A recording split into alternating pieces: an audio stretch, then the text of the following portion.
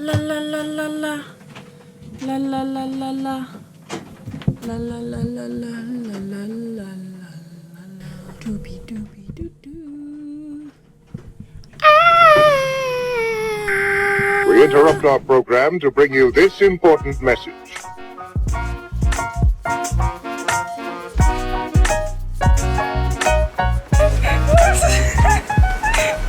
Yes! I can't even hold it. Hello and welcome back to another Q&A session. Good morning, everybody. Yes. Let's dive right in. I was going to say, actually, on the note of last episode, we mentioned about that we broke apart on our Hydrovane, and somebody commented saying something like, Mark Bernier commented saying that Looking at the broken bit of cast iron, unless there was a really massive stupidity involved, I would suggest that the part had voids when it was cast and you dodged a bullet in that it did not break at sea. I would think Hydrovane would step up here. Mark, you're absolutely right. There was massive amounts of stupidity involved. It was in no way... honestly, I highly doubt that Hydrovane... I don't think the part was weak. The stupidity involved was, one, we shouldn't have been doing it on the day we were doing it. So to tell the story as briefly as possible, I think I said it in the episode where we made up the cardboard template. You get a bit of PVC pipe, very specifically says 2-inch PVC pipe, and use it as a placeholder for the very heavy shaft that it would otherwise be there when you're sighting the lower end brackets. Now we got the top end bracket on, got a bit of PVC pipe, it was 1 inch and 7/8. So it was not 2 inches. So not 2 inches. And we were rocking and rolling on the back of the boat, and we were trying to get it to bite down, thinking that, so the gap in the casting is, call it a quarter of an inch, maybe, quarter of an inch. So we're thinking, okay, well, obviously it'll be able to close down, so it'll grab. So we're reefing down on this thing, and I'm going up in the dinghy, and the ratchet's going click, click, click, and then I'm holding on and letting my own body weight crank it down again. Stupid. Anyway, we finally get this thing to bite down. Khiara looks down. It's cracked. Yeah. Entirely our fault. Yeah. And as you say, Hydrovane you would think would step up, and they absolutely did. They totally did. We got straight on the email. Obviously I had a bit of a tantrum, went straight to the emails, sent them a heartfelt message saying, we screwed up. And they said, oh, okay, I bet, these things happen, good on you for trying to get it done. Immediately sent out a new part for, I think, Half cost price. price or something, half price. They really stepped up to the plate. We had the new part within 4 days for $150. So, egg on our face. Can't blame Hydrovane for that one. But no, we've had nothing but great service from Hydrovane. And point to note on that, it's not a freebie. We paid for it. We've had nothing but great service from them. So, yeah. I don't want to dob Hydrovane in for something that they didn't I don't want anyone to think before. that their product is defective in any way, because we've been nothing but pleased with it thus far. Exactly. Lovely people. Next question. Josh C says, if you look at the most financially successful YouTube channels, their vlogs are usually 3 to 6 months behind real time. Do you think that approach would help alleviate the stress on you guys with your channel? So we mentioned last week, we're kind of like a week behind ourselves, which means that if something's happening on Sunday, we're usually kind of throwing into the Monday episode at last minute. Sometimes an hour. Exactly, yeah. So yes, would we like to do 3 to 6 months behind real time? Yes, I would love to. I understand that there's the desire for some viewers to want to know what we're doing in real time. I get that, but for us, feasibly, it's 3 to 6 is probably hard. A little. I'd say 6 would be really pushing it. I know that some people you lose the romance and the story. Yeah. Like you tell a good story sort of while the emotion is fresh. Yeah, exactly. So I think our ideal case would be have the work done and have the pipeline logged up for 3 months or even 2 months, whatever. Just enough time to absorb periods like this where we're waiting on parts, things are not coming together, the weather's not cooperating, and we can, we don't have to sort of start making things up. The story, there's enough padding in the storyline that we can just absorb that and then charge ahead later. Yes. So I think that will be our aim, to try to get somewhere 2 to 3 months behind real time. I don't think we're at least we can for that time. No, we will not stop for that time. I think, fingers crossed, we'll have some footage out next week. But I think for now, that we'll try and aim for a little bit of a kind of 2 to 3 month backlog. Deborah and Steve Bishop, out of all the islands you have sailed to, which island has been your favourite? What made it more special to you versus the others you have visited? What were the top 3 items / locations on the island you liked the most? Multifaceted question. Yeah. I'd say my top number 1 is probably St. Vincent and the Grenadines, more so the Grenadines, because I don't actually think we've ever been to St. Vincent mainland. I really like the Grenadines. We went to Tobago Keys, and that was when I really kind of got my first chance to get up close and personal as you can with a turtle. Intimate, I might say. Yeah, as in he wasn't afraid of humans, and I was like, oh my god. A little too up close and personal, actually. Oh no, I'm not talking about that. Oh, not in Tobago Keys. Sorry, you're right. Yeah. That's a little bit further So north. Grenadines is where we saved Myrtle the turtle. All right, good man. Come on, buddy. Wonderful. Good job. Go on. Come on. Go. Off you go. Go on. Go on. Good job. Go. Go. Swim, you beautiful creature. Oh,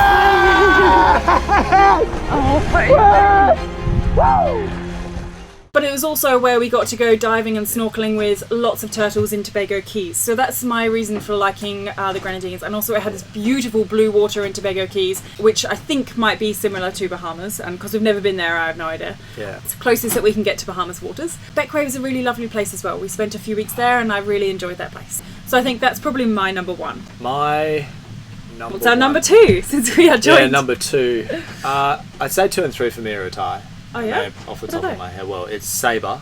Oh yeah. I just have Sabre was nothing really but nice. fond That was memories good. of Sabre. It's such a charming little place with just a medium amount of people, lots of diverse range of people and cultures, and everyone's so willing to help you. You just hitchhike everywhere, So and friendly. you never let more than 2. Like, one car might go past you, and after that you're straight in the back and you're on your way.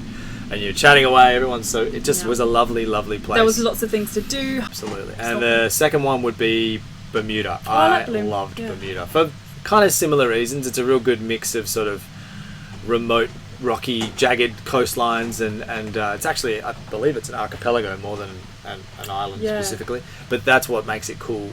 There's nowhere we've been that's like it.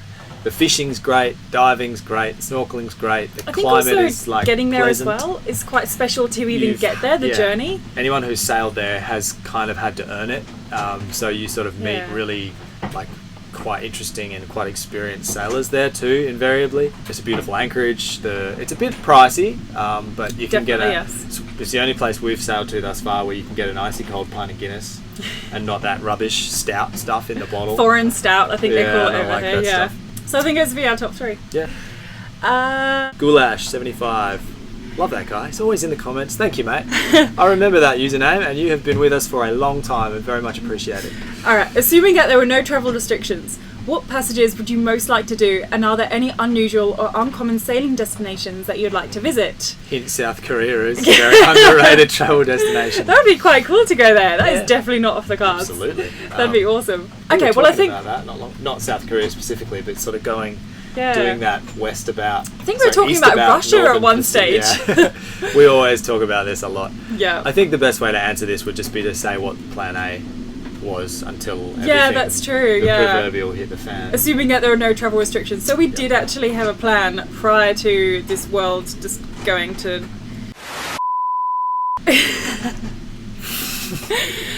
And so our plan was... Go on, you know the plan. So we wanted to cross the Atlantic, but we sort of wanted to, I guess, off the back of a failure, we wanted to raise the bar again. It's a bit silly. God knows why. We so just do the simple thing. Yeah, so we wanted to do a higher latitude crossing. We wanted to get out of the warm weather and go West Indies to Bermuda, Bermuda to Canada, explore there, then make our way east across to sort of Greenland and Iceland, and then work our way down the Atlantic coast, the eastern Atlantic coast from there. Pop into UK, see my family. Into the UK, pop into the Azores, pop into Gibraltar, and possibly the Med, but we'll see. So the plan was then from there, Cape Verde, and from Cape Verde it started to get a bit interesting.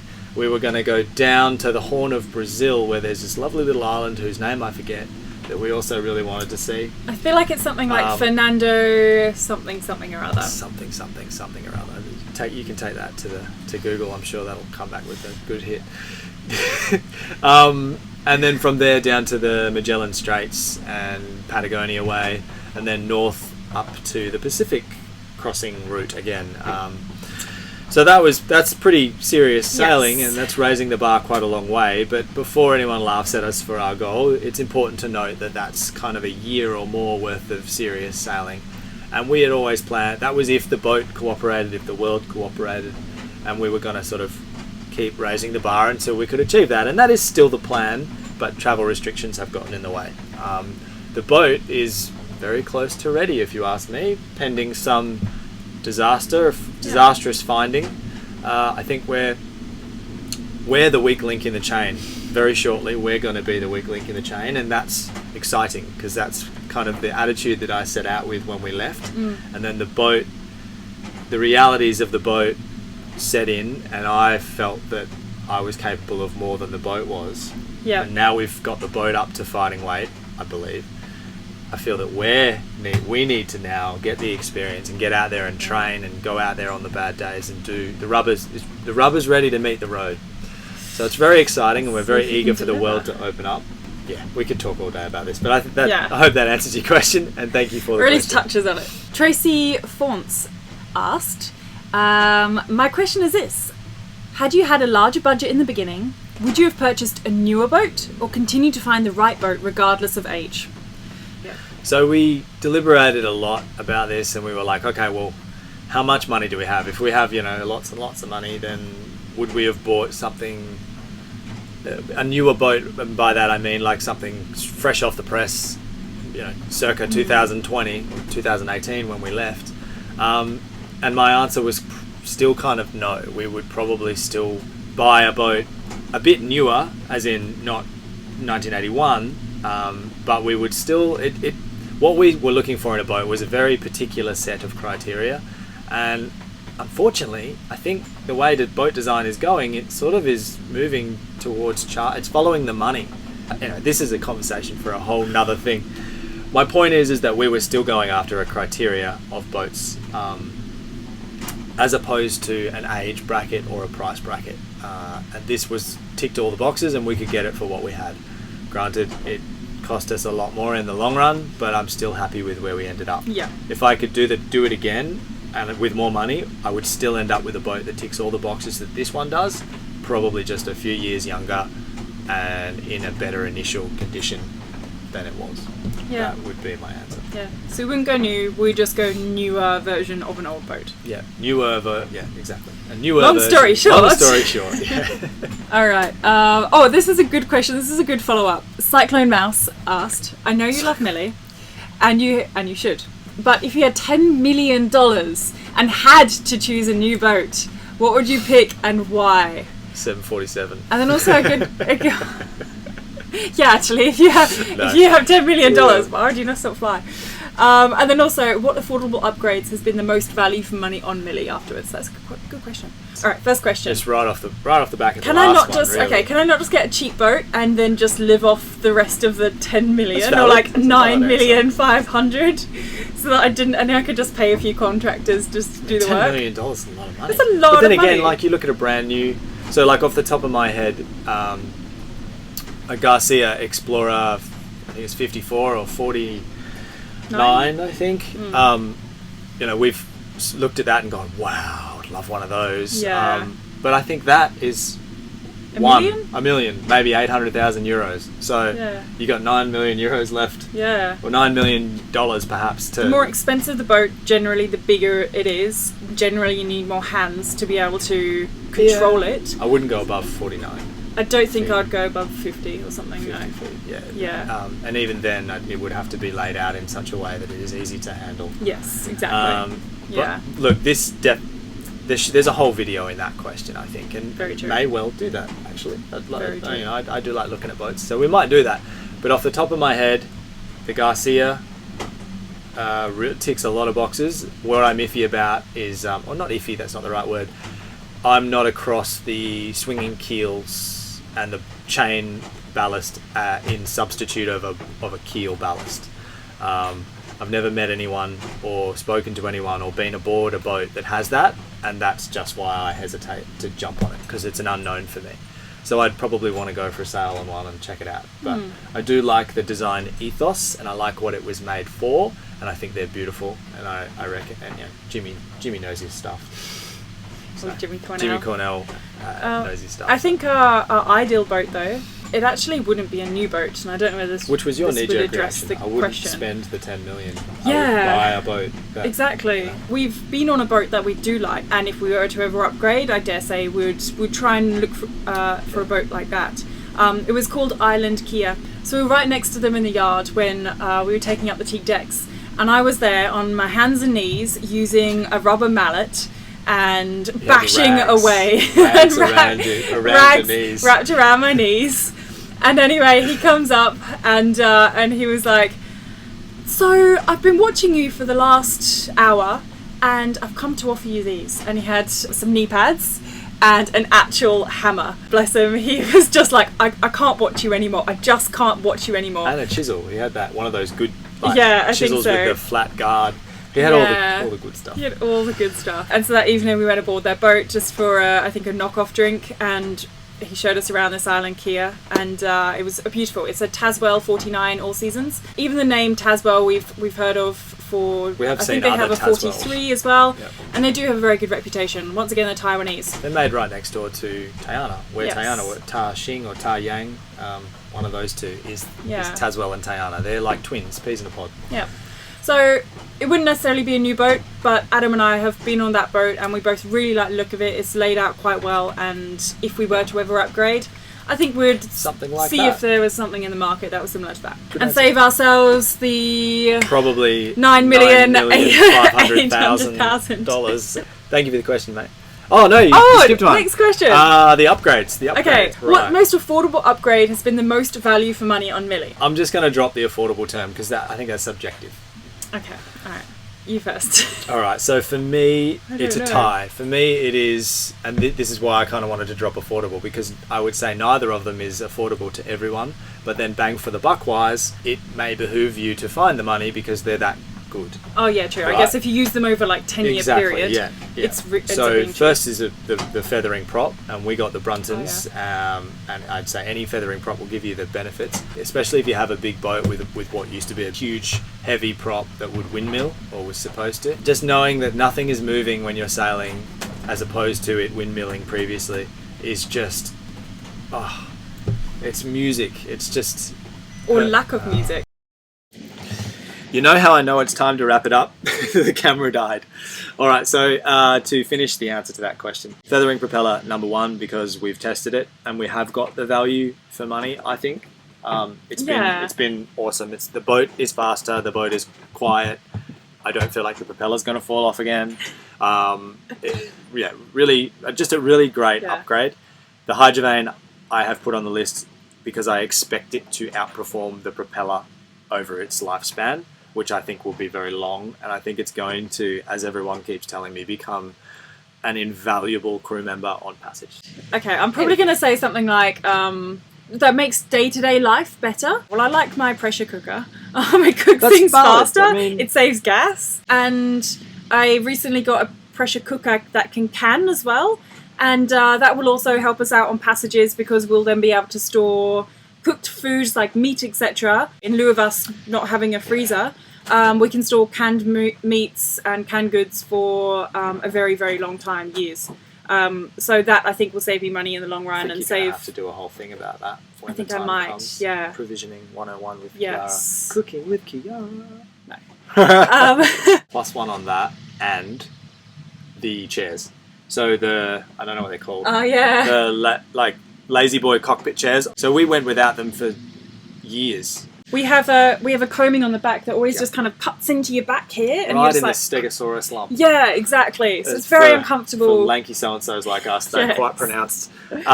So that, and it's just not comfortable. And so we would always lay down and just have a cushion that would put your neck on this awkward, it's just a spinal injury waiting to happen. And then we got these chairs. It was 2 years later. Christmas gift, actually. We Yes. got these chairs and we were like, oh no, they're so expensive. I think they're $120. And we have never ceased to use them ever since. Is definitely It's like the best. buying a investment. house for whatever for like $100,000 and then not spending $50 more on a couch and just sitting on your lounge room floor Yeah, that's because true. you couldn't possibly invest in a Yeah. couch because you're broke. Yeah. It's just, it was, Yeah. once we got them, we realized how stupid we were. Yeah. So true. I implore you, if you're awkwardly sitting in a really awkward and uncomfortable place on Yeah. your boat, just buy the couch. Just Buy the okay. couch. So that answers that. Yes. Thank you for the question. And I do believe that was all the questions that we had, which We've is got more, perfect but timing. we've run out of time We have and battery. so many questions. Yes, we should wrap things up. We'll see you all next week. Thank you so much, guys. Bye Have bye. a good one. Bye.